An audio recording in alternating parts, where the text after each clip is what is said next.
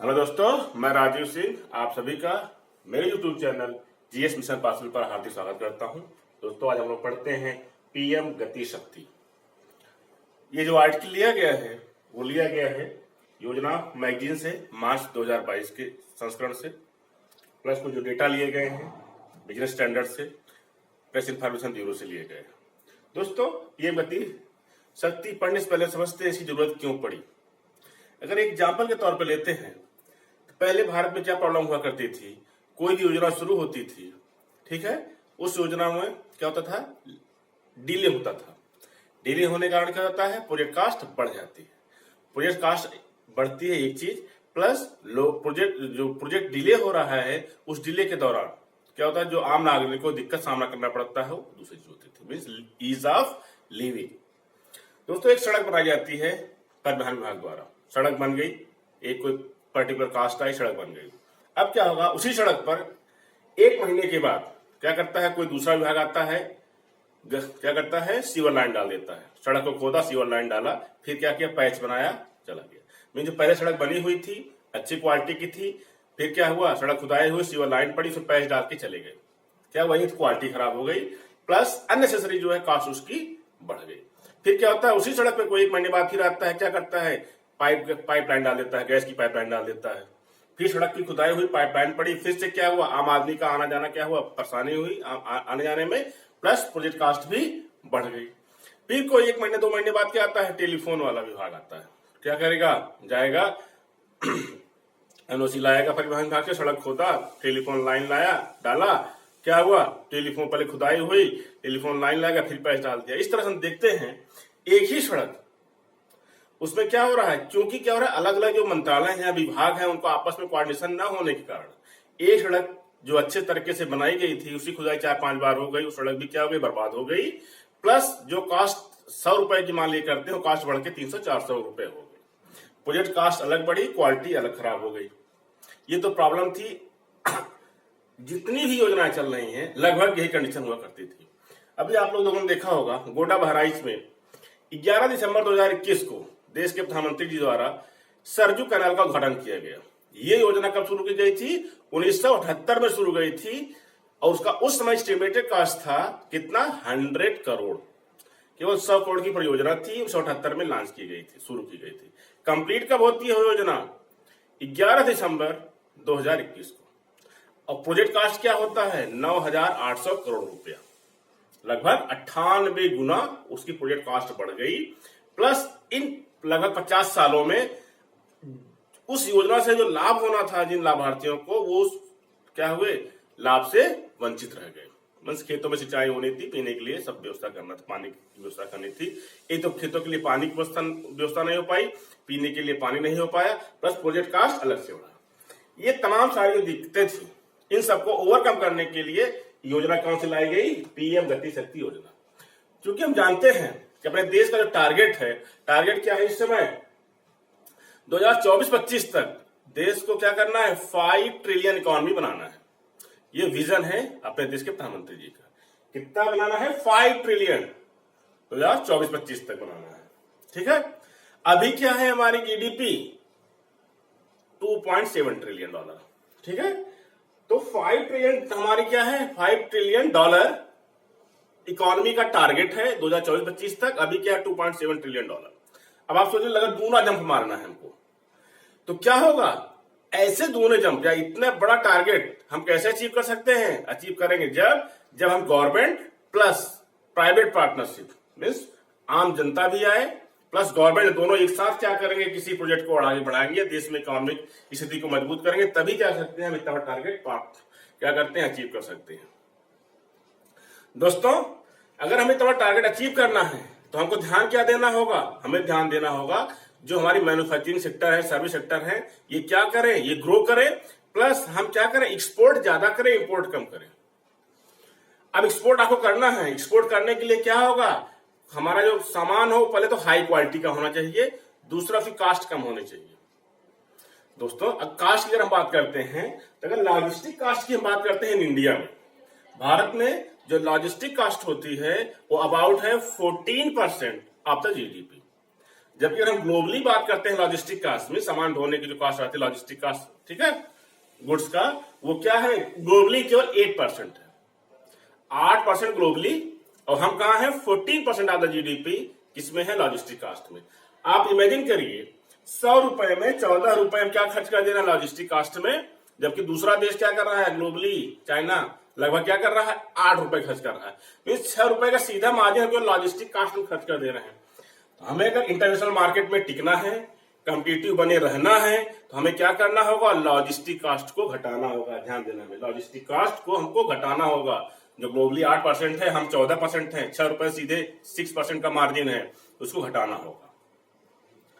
ठीक दोस्तों, अब इसीलिए ये योजना को लॉन्च किया गया। अगर हम 2021-22 की बात करते हैं, अभी यहां देखते हैं हम लोग एक्सपोर्ट टारगेट।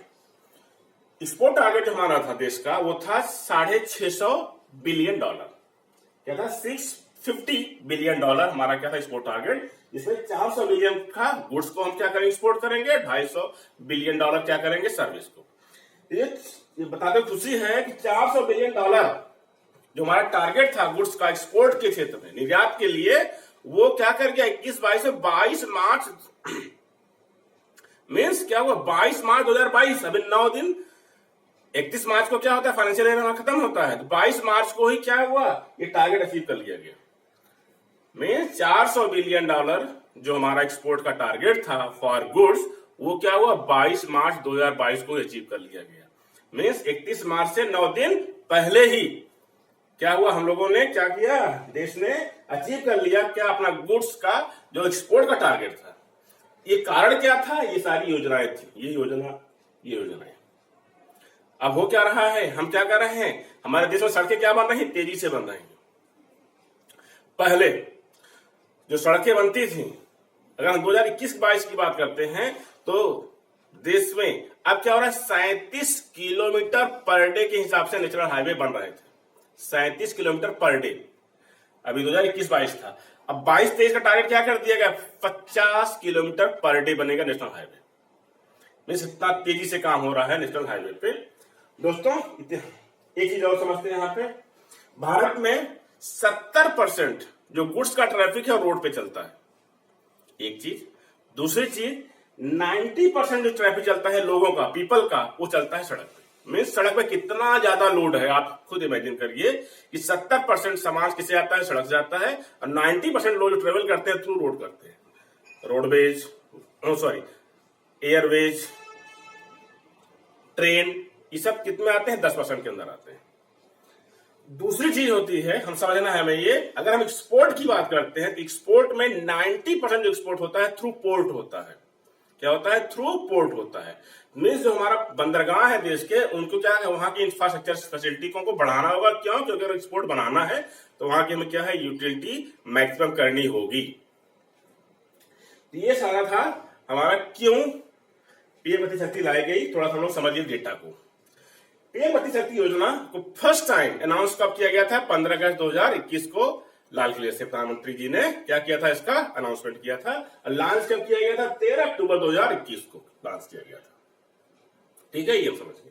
अब बात करते हैं पीएम गति शक्ति में क्या है। पीएम गति शक्ति जो योजना है, ये 16 मंत्रालयों, 16 मिनिस्ट्रीज प्लस नीति आयोग मिलकर क्या करता है, नेशनल मास्टर प्लान बनाता है नेशनल मास्टर प्लान।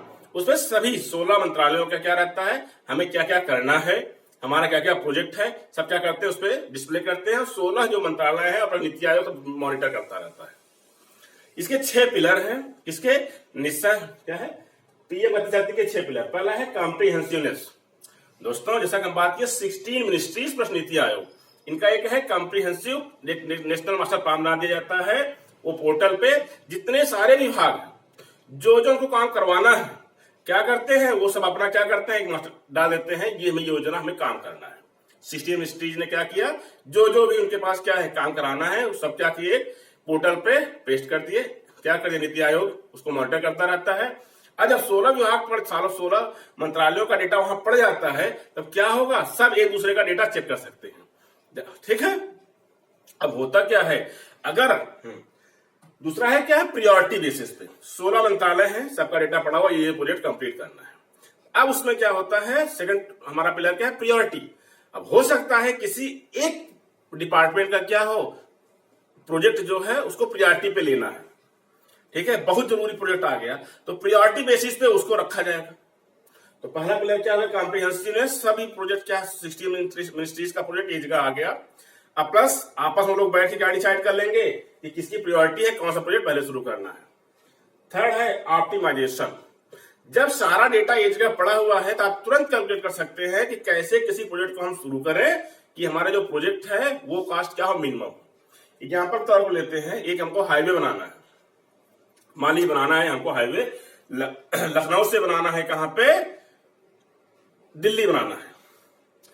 तो जैसे लखनऊ से, जैसे मान लीजिए क्या है हमारा, ये लखनऊ है, ये दिल्ली है, तो एक तो रोड ऐसे जा सकती है वाया बरेली, ये है LKO, ये NDLS। तो अगर हमें ऑप्टिमाइजेशन करना है तो हम डायरेक्ट इतना घुमा के क्यों जाएंगे, हम क्या करेंगे, डायरेक्ट क्या करेंगे, नया प्रोजेक्ट बनाएंगे, इतना कर देंगे, डायरेक्ट हमें जाना होगा। तो कोई प्रोजेक्ट है तो ऑप्टिमाइजेशन हमें तुरंत चेक कर लेंगे कि भाई क्या करना है, अगर कौन सी टेक्निक लगाई जाए, जैसे 16 विभागों का मंत्रालयों का डेटा पड़ा हुआ है, तो कौन सी टेक्निक लगाई जाए कि लगभग क्या हो, मैक्सिमम प्रोजेक्ट पूरे हो जाए विथ मिनिमम कॉस्ट, जब आपके पास सारा डेटा होगा तब, ठीक है, ऑप्टिमाइजेशन। फोर्थ है सिंक्रोनाइजेशन। सिंक्रोनाइजेशन मतलब एक डिपार्टमेंट का काम चल रहा है तो सिंक्रोनाइज करेगा दूसरे डिपार्टमेंट से कि भाई हम क्या करने जा रहे हैं, हम सड़क बनाने जा रहे हैं, अगर आपको क्या करना है, सीवर लाइन डालना है, पहले आप सीवर लाइन डाल लीजिए, फिर हम क्या करेंगे, रोड को आगे बढ़ाएंगे। या अगर सड़क बननी है तो किसी को क्या करना है, पाइपलाइन, गैस की पाइपलाइन डालनी है, ठीक है, तो क्या करेगा, रोड जो विभाग होगा तुरंत उसको बता देगा, किसको, कि बता देगा पाइप डालने वाले मंत्रालय को कि आप पाइप डालेंगे फिर हम रोड बनाएंगे, ठीक है। तो क्या हुआ, सिंक्रोनाइजेशन, एक ही पोर्टल पर सब पड़ा हुआ है। तो फर्स्ट हो गया कॉम्प्रिहेंसिवनेस, प्रायोरिटी, ऑप्टिमाइजेशन, सिंक्रोनाइजेशन, थर्ड है एनालिटिकल। अब इसमें हो क्या रहा है, इसरो के भास्कराचार्य इंस्टीट्यूट से क्या डेटा लिया जाता है, किसके पर्पज से, GIS के थ्रू, जियोग्राफिक इंफॉर्मेशन सिस्टम। जो इसरो है, जियोग्राफिक इंफॉर्मेशन सिस्टम के थ्रू क्या करेगा, और डेटा दे देगा।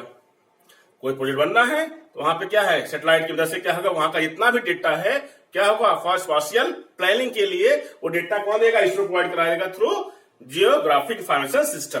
तो आपको पर्टिकुलर डेटा मिल गया, हमें साइंटिफिक डेटा मिल गया। अब आप आराम से कैलकुलेट कर सकते हैं कि हमारे प्रोजेक्ट को कैसे घटाया जा सके। फिर है डायनेमिक, क्योंकि सभी मंत्रालय का एक ही पोर्टल है, नेशनल मास्टर प्लान, हर मंत्रालय अपने प्रोजेक्ट के बारे में दे सकता है, प्लस दूसरे प्रोजेक्ट के बारे में ये दे सकता है कि इनका कितना प्रोग्रेस हुआ है। अब मान लीजिए कोई प्रोजेक्ट आधा हो गया, उसके बाद दूसरे मंत्रालय को उसमें कुछ ऐड करना है, तुरंत मास्टर नेशनल प्लान में क्या कर देगा, ऐड कर देगा, ठीक है, और उसके साथ उसकी भी योजना क्या हो जाएगी, आगे बढ़ जाएगी। मीन सारा डेटा एक जगह आ गया। अब आप क्या करेंगे, कॉम्प्रिहेंसिवनेस हो गया हमारी, प्रायोरिटी पे, ऑप्टिमाइजेशन, सिंक्रोनाइजेशन, एनालिटिकल आ जाएगा, और प्लस डायनेमिक। मीन्स प्रोजेक्ट की कॉस्ट भी कम हो जाएगी, एक साथ कई मंत्रालयों के काम भी हो जाएंगे, plus ease of living. Means जिस सड़क के बनने से मान लो दोबारा कोई सड़क खुद जा रही थी, इसमें लोगों को दिक्कत हो रही थी आने जाने में, वो चीज समाप्त हो गई, एक ही साथ सारे प्रोजेक्ट कंप्लीट हो गए। इसीलिए क्या लाया गया था, PM गति शक्ति योजना। दोस्तों हम देखते हैं पहले हमारे पास कई सारी योजनाएं थी, भारतमाला जो नेशनल हाईवे से लेके थी, कि जितने भी देश के क्या हैं जिले हैं उनके मुख्यालय को क्या है 4 लेन से जोड़ना था। भारतमाला, सागरमाला, जितने सारे पोर्ट थे उनको क्या करना है, पोर्ट की फैसिलिटी को बढ़ाना है, इंफ्रास्ट्रक्चर वहां डेवलप करना है, वहां पे क्या है मल्टी मॉडल लॉजिस्टिक पार्क अगल बगल बनाने हैं। क्या है, इनलाइन वाटरवेज जो हमारे नेशनल वाटरवेज हैं, ठीक है, जैसे नेशनल वाटरवेज 1, 2, 3, 4, इनकी क्या क्वालिटी को बढ़ाना है, इनके आसपास क्या इंफ्रास्ट्रक्चर डेवलपमेंट करना है जिससे क्या है वहां मूवमेंट हो सके। फिर उड़ान, पूरे देश का आम नागरिक, सभी को जोड़ के cluster, textile cluster, pharmaceutical cluster, electronic park, fishing cluster, agri zone, जितने सारे विभाग पहले से योजनाएं चल रही थी उनको मिला के क्या कर दिया, PM गति शक्ति में डाल दिया गया।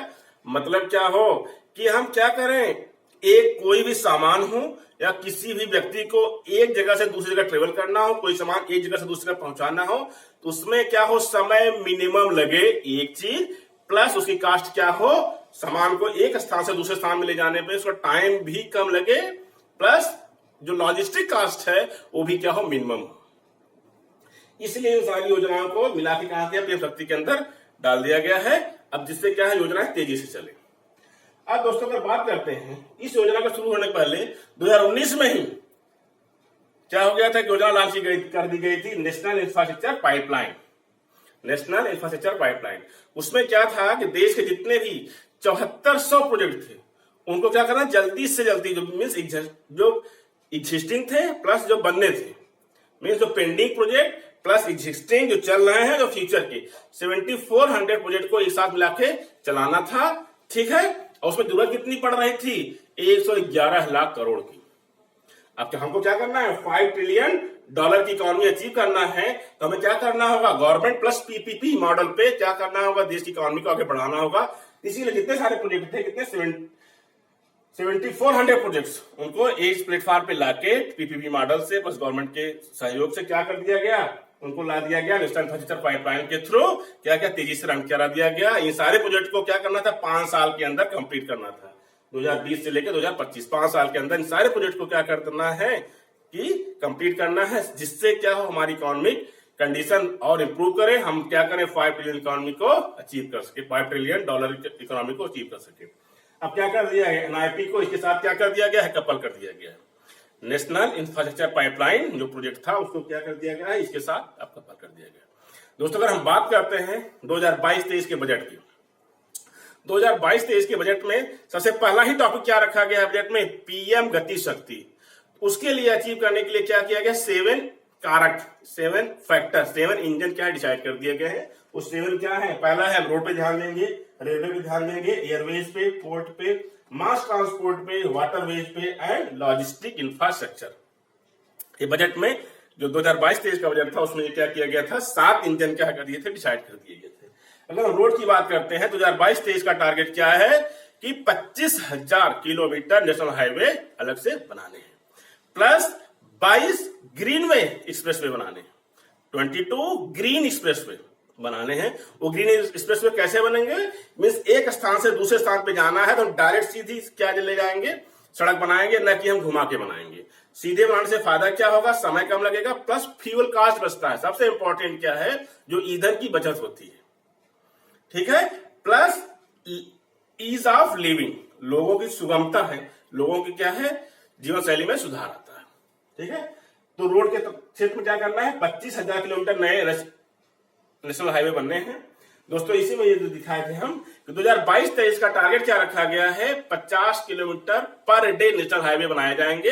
2021-22 में क्या कर दिया था, 37 किलोमीटर पर डे के हिसाब से एनएच को बनाने का क्या टारगेट प्राप्त कर लिया गया है।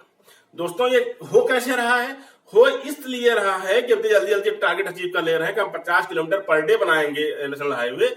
उसमें हो क्या रहा है कि जितनी सारी एनओसी हैं, जैसे पहले क्या था, सड़क बनने के लिए क्या होता था, सारी एनओसी ना लेके कुछ एनओसी लेके सड़क का प्रोजेक्ट को शुरू कर देते थे। अभी गवर्नमेंट ने ये कहा कि जब तक आपका 90% भू अधिग्रहण न हो जाए तब तक आप प्रोजेक्ट को स्टार्ट मत करिए। मीन्स पहले जमीन खरीद लीजिए, उसके बाद प्रोजेक्ट स्टार्ट करिए। पता लगा किसी का प्रोजेक्ट क्या है, बिना जमीन खरीदे प्रोजेक्ट शुरू कर दिया गया। अब क्या होगा, बाद में जमीन कहीं कोर्ट में या किसी कोर्ट में कोई मामला उलझ गया, वो प्रोजेक्ट फंस गया, कास्ट बढ़ जाती। इसीलिए सेंट्रल गवर्नमेंट ने क्या किया कि भाई अब क्या करना है, 90% का जमीन का अधिग्रहण हो जाए, उसके बाद ही प्लस, क्योंकि सब एक प्लेटफॉर्म पे है, 16 विभाग, 16 मंत्रालय है, एनओसी एक ही जगह से क्या हो जाएगी, जारी हो जाएगी। आप प्रोजेक्ट शुरू करिए, तो क्या होगा, जो प्रोजेक्ट कंप्लीट होते हैं उस समय से पहले ही कंप्लीट हो जा रहे हैं, प्लस उसकी कास्ट कम आ जा रही है। तो पहला हुआ रोड, दूसरा है रोड में, दूसरा है रेलवे। रेलवे में क्या किया जा रहा है इस साल कि अभी जो हमारा रेलवे लाइन का नेटवर्क है लगभग 68,000 किलोमीटर का हमारे पास नेटवर्क है। जब देश आजाद हुआ था लगभग हम 55,000 किलोमीटर का रेलवे नेटवर्क पाए थे। इतने सालों में कितना बन पाया है, 68,000 किलोमीटर, मीन्स लगभग 15 से 20 किलोमीटर, हम लोग 15 किलोमीटर लगभग नया रेल नेटवर्क बना पाए। अभी क्या किया गवर्नमेंट ने, क्या हम 2,000 किलोमीटर का नया नेटवर्क बना देंगे रेलवे में, 2022-23 का टारगेट है। प्लस कवच टेक्निक यूज की जाएगी for the safety of train. 400 Vande Bharat train चलाई जाएंगी स्वदेशी टेक्निक से। जो ट्रेनें हैं वंदे भारत 400 नहीं चलाएंगी नेक्स्ट 3 ईयर में। 1 स्टेशन 1 प्रोडक्ट, जितने भी स्टेशन है बड़े बड़े, वहां पे एक स्टेशन पे एक जहां लोकल जो चीज होती है फेमस, उसको बढ़ावा दिया जाएगा। जैसे प्रतापगढ़ में क्या फेमस है, आंवला, तो आंवले के लिए क्या किया जाएगा, उस प्रोडक्ट को उस रेलवे स्टेशन पे क्या किया, प्रमोट किया जाएगा। बनारस में क्या फेमस है, बनारसी साड़ी, तो वहां पे क्या किया जाएगा, प्रमोट किया जाएगा बनारसी साड़ी। गोरखपुर में हथकरघा जो फेमस है, क्या किया जाएगा, गोरखपुर में रेलवे स्टेशन को हथकरघा से जोड़ दिया जाएगा। लखनऊ में लखनऊ चिकन का फेमस है, तो लखनऊ रेलवे स्टेशन को क्या किया जाएगा, उस प्रोडक्ट से जोड़ दिया, उसको प्रमोट किया जाएगा। तो one station one product scheme लाई जा रही है। एयरवेट अब क्या हो रहा है, हम देख रहे हैं, अभी जेवर में ही देख रहे हैं, यूपी के जेवर में 6 प्लेटफॉर्म वाले क्या बनाए जा रहे हैं, एयरपोर्ट, सबसे बड़ा एयरपोर्ट बनाया जा रहा है जेवर में। मीन्स अब क्या हो रहा है, उड़ान जो योजना हमारी थी, उड़े देश का आम नागरिक, हर शहरों को क्या है, जोड़ा जा रहा है थ्रू एयरवेज से।